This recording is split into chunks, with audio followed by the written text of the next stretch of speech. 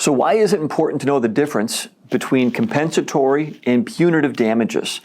Really, they're totally separate things, but like all things in law, they're related.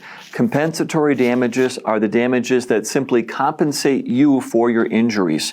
So that's your medical expenses, for example, in Wisconsin, not the medical bills that were paid by health insurance, but the actual bills that were submitted by the doctors. So the bills, you're talking about pain and suffering, loss of enjoyment of life, things like that, your wage loss certainly, and mileage to the doctor. Or if you have somebody else that comes in and had to drive you somewhere, you can ask for their mileage or their wage loss also.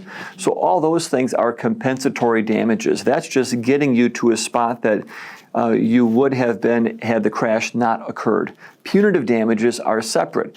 Punitive damages are the damages that are meant to punish somebody for an act. So the best example in Wisconsin is a drunk driver. If somebody has a history of drunk driving and they just have not learned their lesson not to drink and drive, then you can have you can ask a jury to award punitive damages to punish that driver, to really teach them a lesson and tell the community that we're not going to stand for this kind of action.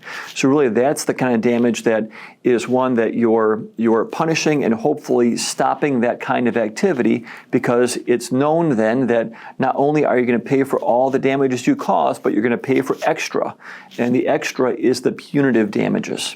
So that's the difference, punitive damages and compensatory damages.